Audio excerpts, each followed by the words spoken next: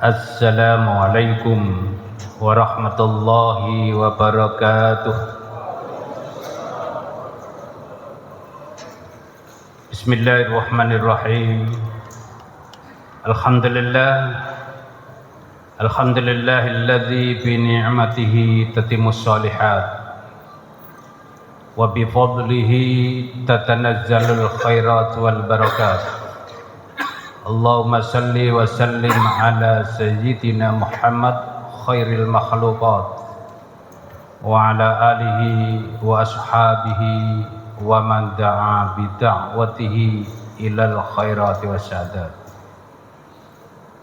Al-mukarramun wal muhtaramun, segenap alim ulama, takmir masjid, seluruh jamaah salat isya dan tarwih Masjid Raya Baruga yang saya muliakan. Alhamdulillah wa syukrulillah, malam kelima Ramadan ini kita dalam keadaan yang sempurna, sehat jasmani, afiah rohani, cukup rizki,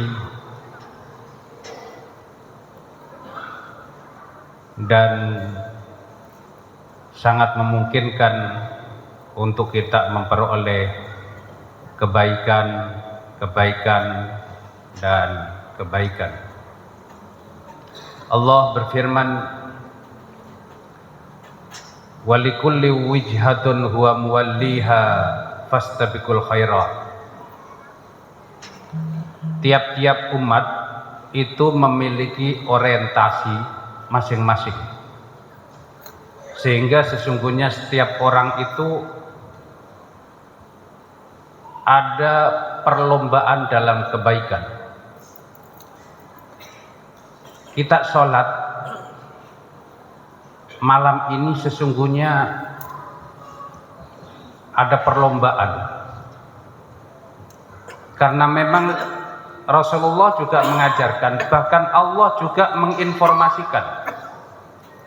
Allah menginformasikan orang yang paling terbaik dari kalian ada orang-orang yang takwanya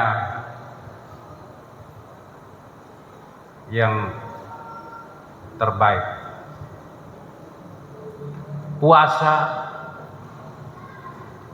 Imam Ghazali juga menginformasikan puasa terbagi tiga. Ada puasanya orang awam, ada puasanya orang khusus, dan ada puasanya orang khususul khusus. Orang yang sedang sakaratul maut, Allah juga menginformasikan tingkatan orang.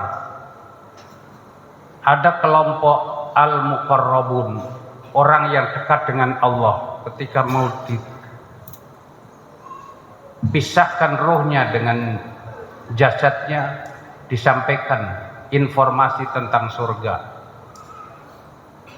Ada ashabul yamin,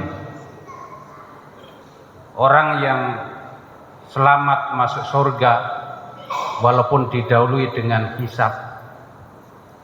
Ada orang yang celaka, al-mukadzibun ad-dhallun, itu diinformasi di akhir surat Al-Waqiah.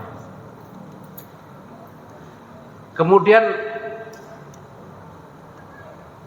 Allah juga memberikan informasi orang hamba Allah yang terbaik dengan sebutan khairil bariyah. Ada syarrul bariyah. Ada kelompok hamba Allah yang terbaik. Innal ladzina amanu wa amilus sholihat ulaika hum khairul bariyah. Sesungguhnya orang-orang yang beriman dan beramal soleh, itulah hamba yang terbaik. Mudah-mudahan kita ada di sini dan terjauh dari syarrul bariyah.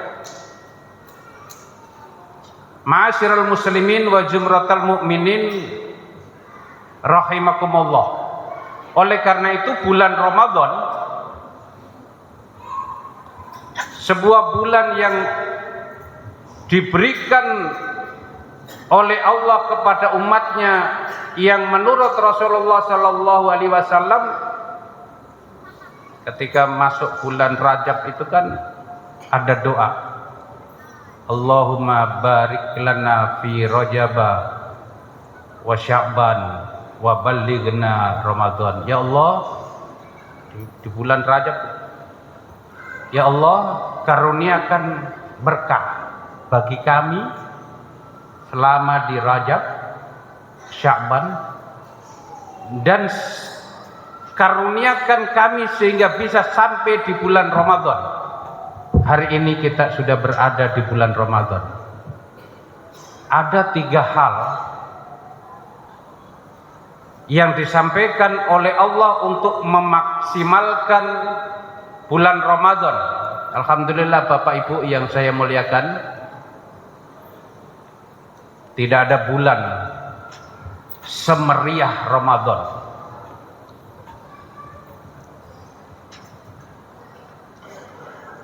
Subuh alhamdulillah penuh, jamaahnya variatif, mulai tua, sedang sampai anak-anak. Selain Ramadan usia 40 tahun ke atas. Kenapa? Karena Ramadan adalah bulan yang terbaik untuk amal soleh, untuk introspeksi, dan untuk membakar dosa. Satu-satunya bulan yang disebut di dalam Al-Quran dari 12 nama bulan Muharram, Safar, Rabiul Awal, Rabiul Akhir sampai Dzulhijjah, yang disebut oleh Allah di dalam Al-Quran hanya satu, yaitu Ramadan. Tetapi disebut Al-Quran di dalam Ramadan tidak terkait dengan puasa, tapi terkait dengan turunnya Al-Quran. Syahrul Ramadan unzila fihil Quran hudal linnas wa bayyinatin minal huda wal furqan. Bulan Ramadan diturunkan Al-Quran. Yang pertama, puasa. Wahai orang-orang yang beriman, informasi, diwajibkan kepada kalian berpuasa sebagaimana diwajibkan atas orang-orang sebelum kamu, la'allakum tattaqun.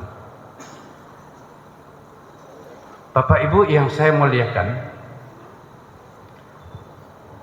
karena meriahnya dan semangatnya Ramadan, karena memang informasi tentang kebaikan-kebaikan Ramadan, minimal ada 3 yang membedakan bulan Ramadan dengan bulan lain. Rasulullah bersabda, saat pertama, man shoma Ramadan, barang siapa puasa Ramadan. Yang kedua, man qoma Ramadan, barang siapa berdiri bulan Ramadan, salat tarawih. Salat tarawih hanya ada di bulan Ramadan.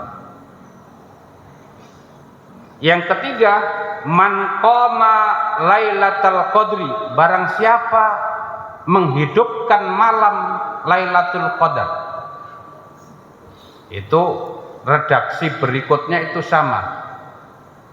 Man shoma Ramadan imanan wahtisaban, iman dan tulus. Syarat ibadah kita ini kan berdoa dan berusaha. Ibadah itu 2 sah, yang kedua memiliki dampak positif. Kalau haji, di samping sah ibadahnya sehingga makbul, diterima oleh Allah karena sah. Sahnya ibadah itu karena 2, ikhlas dan sesuai aturannya.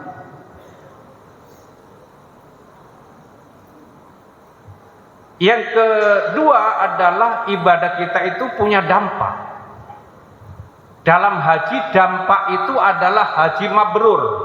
Jadi haji itu ada makbul selama di tanah suci, mulai ihramnya, tawaf, sa'i, wukuf diterima. Begitu pulang hajinya dianggap baik oleh masyarakat, ini disebut haji mabrur. Jadi haji mabrur diperoleh setelah dari tanah suci. Begitu juga sholat. Sholat sah harus memenuhi syarat, rukunnya terpenuhi untuk memenuhi syarat sah. Juga punya dampak min athari sujud. Nah, dampak dari sholat ini variatif. Ada yang berpandangan min athari sujud itu dahinya hitam. Ada anak-anak muda dahinya hitam. Ada yang berpendapat itu. Ada yang berpendapat min athari sujud itu, ini jumhur ulama, min athari sujud, bentuk dari bekas sujud adalah akhlakul karimah, tawadhu.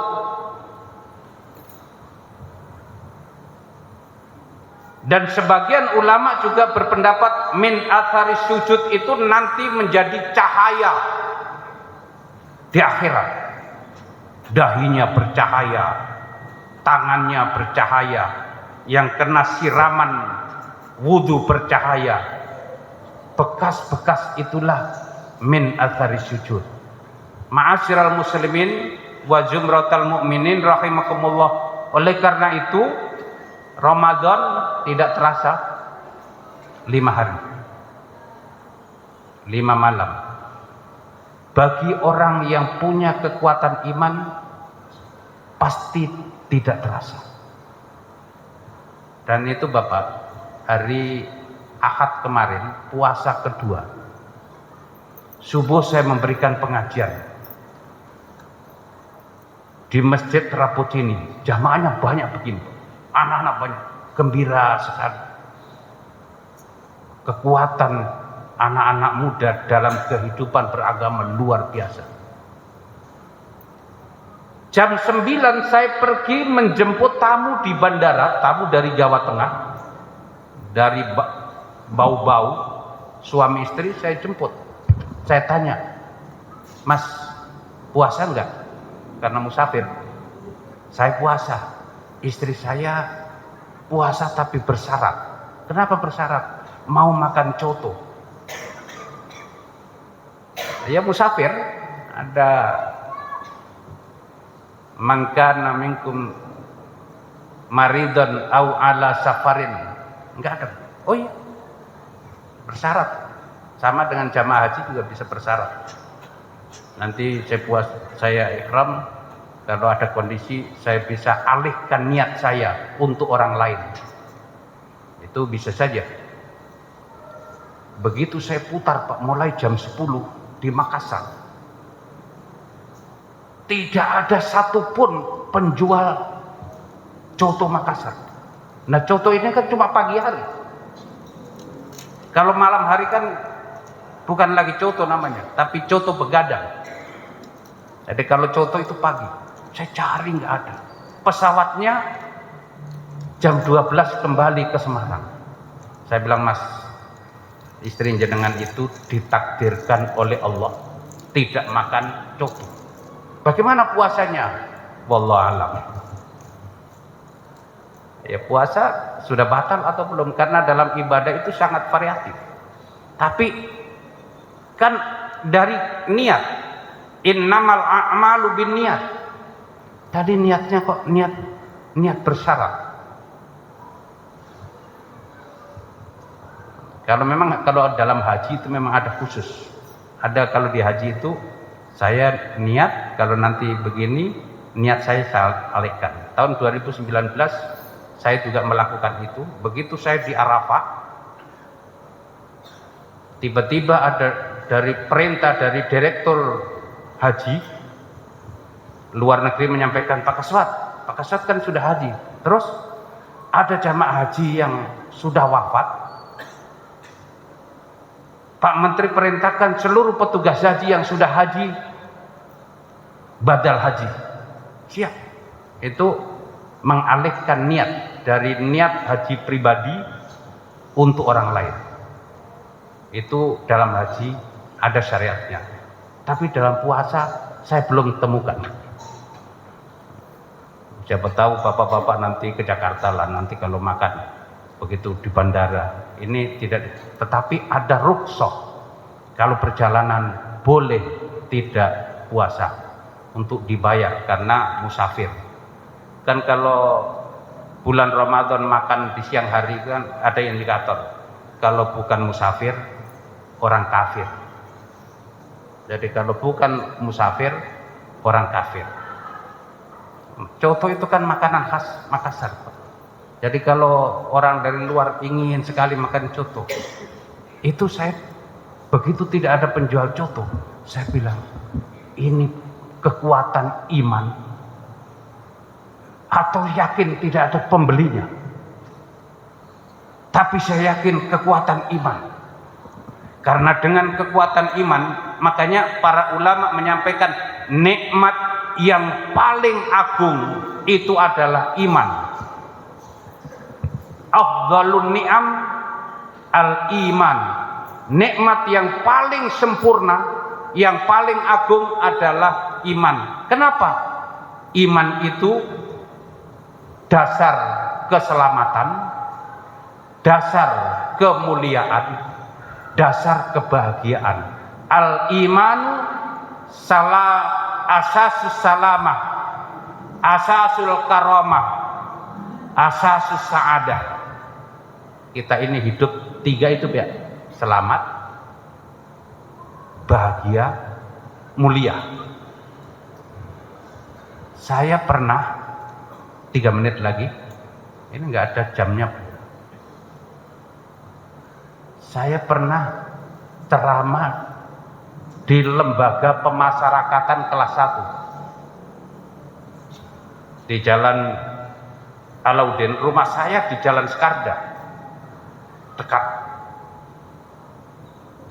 Begitu saya masuk, saya kok berpikir ternyata orang di dalam penjara itu enak secara fisik. Kebetulan saya adalah pimpinan pesantren di Sidrap. Seandainya pesantren saya seperti ini, enak sekali. Ada di sini yang punya pengalaman masuk penjara? Kan nggak apa-apa. Nah, Nabi Yusuf saja punya pengalaman masuk penjara. Saya masuk, Pak. Ternyata secara fisik orang di penjara itu enak. Indikatornya apa? 1, makan gratis, air gratis, listrik gratis, ada tempat ibadah, ada pengajian, ada pengembangan keterampilan, dijaga negara 24 jam. Ada di sini yang dijaga negara 24, yang jaga paling security. Mungkin di dalam masih ada pencurian.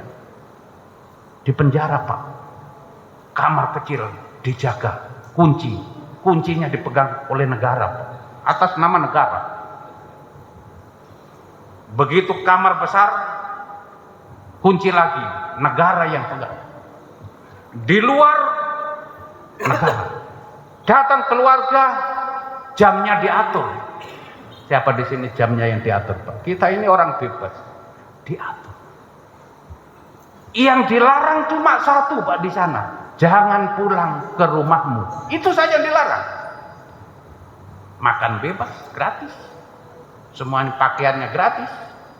Setelah rompi warna oranye, baju koko, baju bagus-bagus Pak di sana.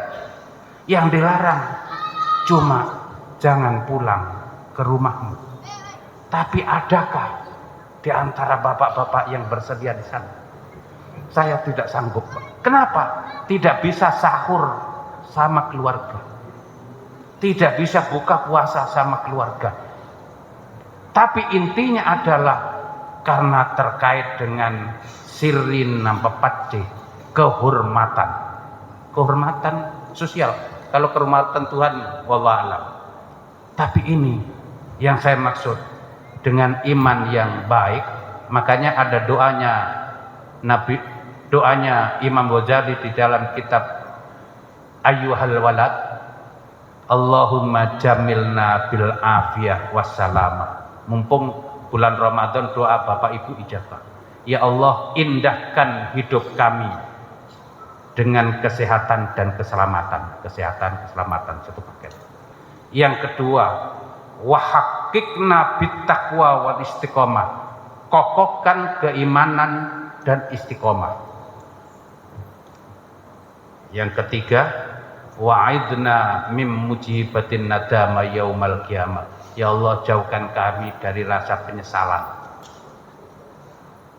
Kita ini nanti Bapak ada yang menyesal, di surga juga menyesal, lebih-lebih di neraka. Di surga kita itu nanti menyesal, Pak. Menyesalnya itu begini, kenapa dulu saya ibadah saya biasa-biasa saja, tempatnya ternyata di sana itu bagus, saya cuma di sini. Kalau di neraka lah pastilah, tapi insya Allah kira-kira di sini nanti ada yang singgah di neraka, karena seluruh umat Muhammad yang membaca la ilaha illallah dakhalal jannah. Orang yang membaca la ilaha illallah pasti masuk surga. Persoalannya singgah dulu atau tidak di neraka. Karena ada yang langsung tanpa hisab. Misalnya Pak Imam, siapa itu? Imam masjid besar. Siapa itu pengurus masjid? Siapa itu jamaah? Ada dosa enggak ada? Bighairi hisab, enggak dihitung. Ada si Ahmad. Siapa itu? Ahmad. Siapa itu? Ya sekali-kali ke masjid, sholatnya bagus. Ada dosanya tidak? Enggak ada dosanya, bagus ini orang. Hatinya bagus. Tapi sholatnya itu hanya wajib-wajib, sunatnya kurang. Ya masukkan saja. Ini ashabul yamin. Yang ketiga ini siapa? Dapat C. Siapa itu dapat C? Betak entong pergi ke masjid juga tidak pernah. Tapi baca syahadat. Waktu lahir, adzan, qomah, akikah, nikah, syahadat. Tapi kutulada sembahyang. Singgahkan dulu di neraka. Ini ada proses. Mudah-mudahan kita nggak ada yang singgah, Pak. Seandainya singgah, kira-kira ada seandainya singgah. Saya yakin Ramadan, kalau man qoma Ramadan wa shoma Ramadan ghufirallahu ma taqaddama min dzambi. Allah mengampuni. Mudah-mudahan kita semua menjadi orang yang suci, mulia di hadapan Allah dan di hadapan sesama manusia. Wallahul muwaffiq ila aqwamit thoriq. Wassalamualaikum warahmatullahi wabarakatuh.